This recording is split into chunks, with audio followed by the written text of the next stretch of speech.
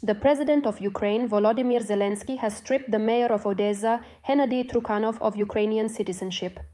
This was reported by the media, citing sources. The head of state stated on his Telegram channel that the presence of Russian citizenship has been confirmed for certain individuals, and corresponding decisions have been prepared regarding them. He added that the decree has been signed. Zelenskyy did not specify whom he was referring to, but during the national telethon, citing a source in the government, it was reported that the decree on the revocation of Ukrainian citizenship was issued against the mayor of Odesa, Hennady Trukhanov, and the former MP from OPZZH, Oleg Tsaryov, who has been convicted in Ukraine, and ballet dancer Sergei Polunin.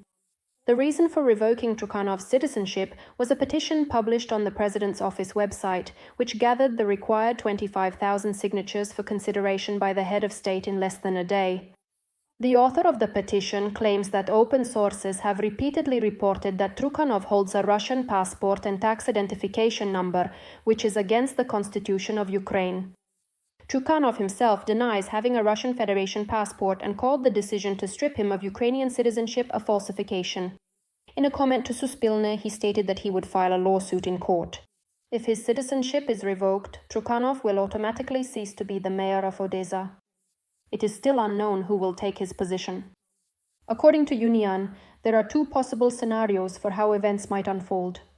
According to the first scenario, the position of acting mayor could be taken by the secretary of the Odesa City Council, Ihor Koval.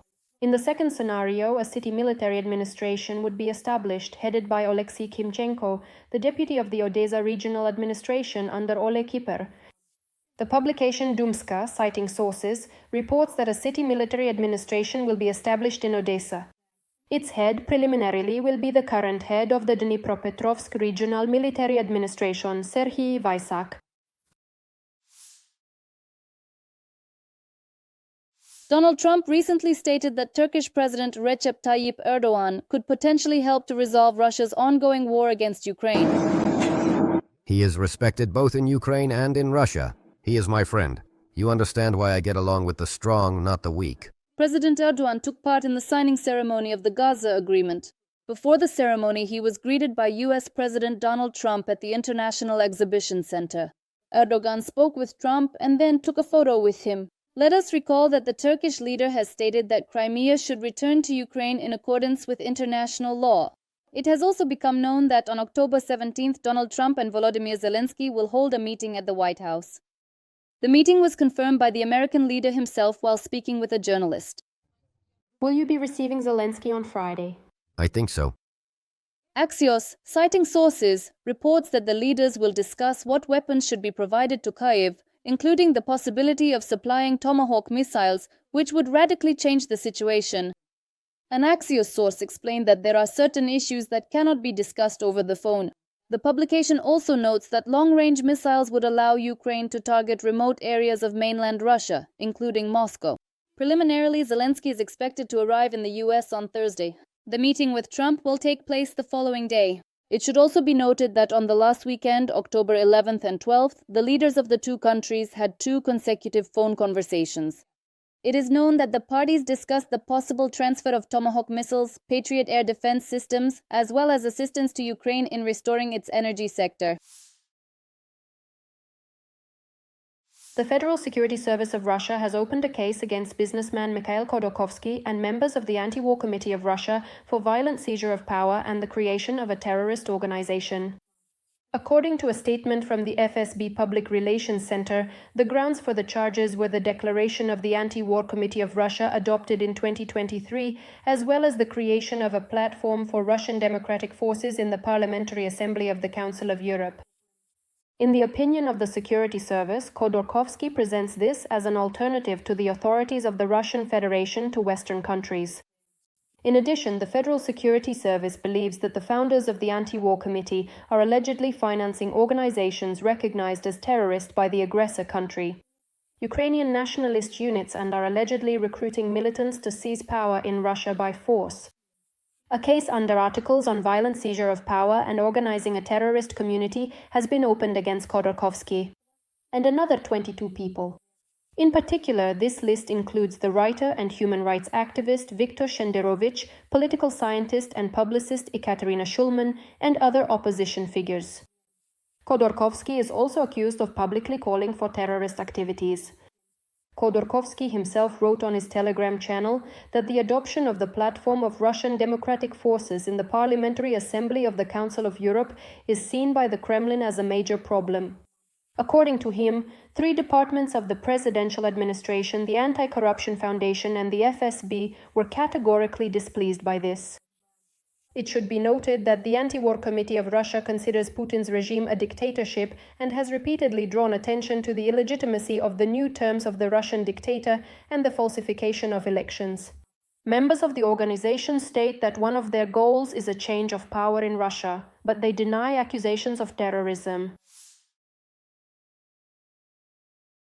If Russia were to attack Poland in 2025 the way it attacked Ukraine, it would be destroyed by NATO air forces and the alliance's ground troops. Former commander of U.S. forces in Europe, Ben Hodges, explained what could happen in the event of a direct confrontation between NATO and Russia. Kaliningrad would be eliminated within the very first hours.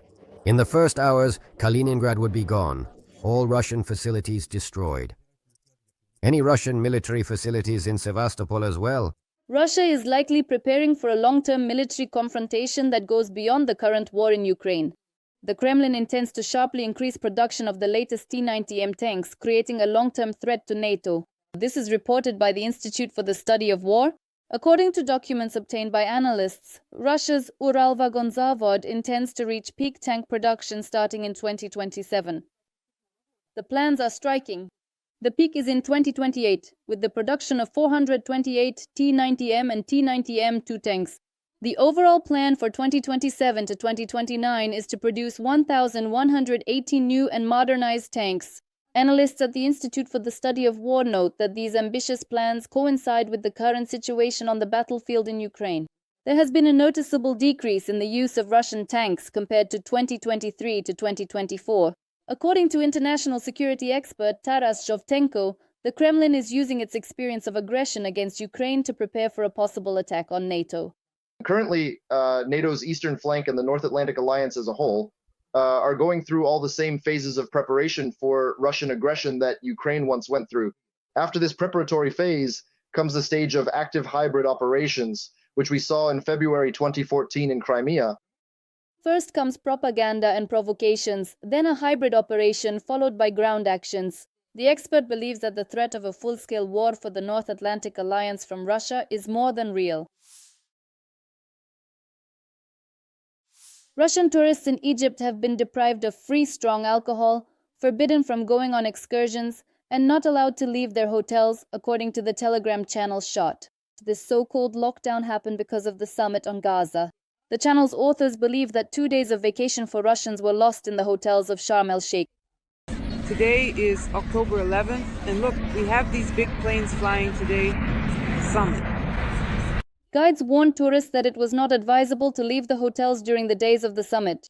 At the entrance, soldiers and police officers were on duty. Boat trips were also banned. The entire coastline was patrolled by military boats. Excursions to the old town of Sharm el-Sheikh are prohibited. Many guides refuse to refund money for trips and instead offer tourists to reschedule for dates after the summit or give discounts on longer excursions. Russians have no choice but to soberly admire the views from their hotels, writes Shot. Meanwhile, Russians are not welcome at resorts in France, Italy and Greece, which have become popular among Russian tourists. European countries have decided to tighten entry requirements for Russians traveling to Europe. In particular, Germany wants to push for stricter visa regulations for Russians in the Schengen area. The document prepared by Berlin as part of the development of the new 19th sanctions package contains a demand for the European Commission to fully implement the 2022 recommendations. The Czech Republic has already banned entry to Russian diplomats and holders of service passports who do not have accreditation in the country. This was announced on social network X on Tuesday, September 30th by Czech Foreign Minister Jan Lipavsky. He added that the Prague government supported his initiative. The ban will apply at international airports. In addition, as of September 30th, all Czech visa centers in Russia have been closed. This follows from a statement posted on the website of their operating company. It states that the last day for accepting documents at regional Czech visa centers was September 26th and at the Moscow center September 29th. Kazakhstan's President Kassym-Jomart Tokayev has announced changes to 40 articles of the Republic's constitution. He made this statement during the first meeting of the Working Group on Parliamentary Reform. Earlier, the Kazakh leader proposed moving to a unicameral parliament. According to him, such a transition fully aligns with international trends, and a similar parliamentary system has been adopted by 2/3 of the world's countries. However, as the president of Kazakhstan stated, such an important step should only be taken through broad public discussion. Tokayev noted that amendments to the constitution should primarily be made within the framework of parliamentary reform. The changes will affect about 40 articles of the Basic Law. After that, it will be necessary to bring at least 10 constitutional laws and more than 50 codes and laws into compliance. This process, in essence, is comparable to adopting a new constitution. According to Tokayev, the main goal of the reform is to carry out a profound transformation of the entire representative branch of power. Thus, the legislative body will be able to fully realize its role as an institution that reflects the interest and will of the country's citizens. In August, the Kazakh president stated that there is no longer a family clan system in power in Kazakhstan. It is worth noting that Kassym-Jomart Tokayev is introducing a series of reforms that deprive the Kremlin of its former influence over Kazakhstan, which was possible during the rule of the previous president, Nursultan Nazarbayev, an ally of the Russian dictator Vladimir Putin. In particular, in the current version of the Kazakh constitution, Tokayev has limited presidential powers to a single term, which means that Nazarbayev will not be able to run for president again.